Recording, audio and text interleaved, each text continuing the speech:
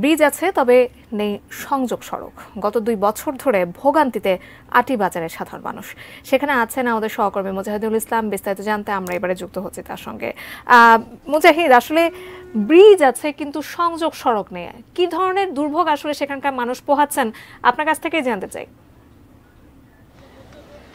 ধন্যবাদ জাকিয়া। আমি যে সেতুটার পরে, ব্রিজটার পরে আছি, সেটি আসলে কিন্তু কেরানীগঞ্জ ঢোকার কিন্তু একটা অন্যতম সড়ক হিসেবে বিবেচিত হয় এবং বছিলা ব্রিজ হয়ে যে কেরানীগঞ্জের দিকে যারা যাতায়াত করেন তারা কিন্তু এই ব্রিজটাই ব্যবহার করে থাকেন। কিন্তু সেই ব্রিজটা কিন্তু গত 3 বছর আগে কাজ শুরু হয়ে 2.5 বছর যাবৎ কিন্তু এখানে ফেলে রাখা হয়েছে এবং যেটার এখনো পর্যন্ত কোনো সংযোগ আর সড়ক তৈরি করা হয়নি। এবং এখানে যারা আছেন তাদের কাছ থেকে আমরা আসলে কারণ জানার চেষ্টা করছিলাম। তারা আমাদেরকে বলছিলেন যে এখানে ব্রিজটা হয়েছে কিন্তু আসলে এখানে যারা দোকানদার আছেন বা যারা বাড়ির মালিক আছেন তাদের কাছ থেকে জমি অধিগ্রহণ না করেই কিন্তু এই ব্রিজটা তৈরি হয়েছে। এবং সাধারণ মানুষের সাথে কথা বলছিলাম, তারা আমাদেরকে জানাচ্ছিলেন আসলে তাদের ভোগান্তির কথা।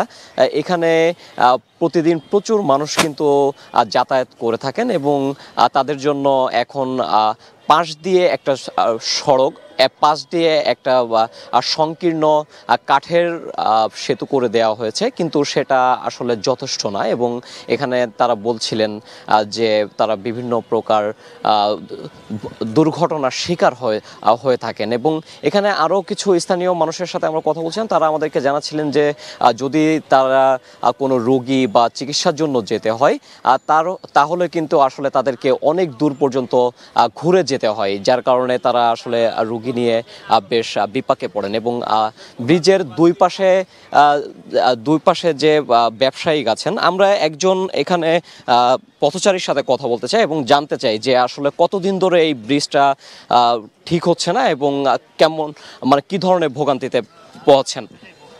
আমরা তো এটা অনেক দিন ধরে এরা এই চলাফেরার জন্য অনেক দিন ধরে আমরা ভোগতেছি।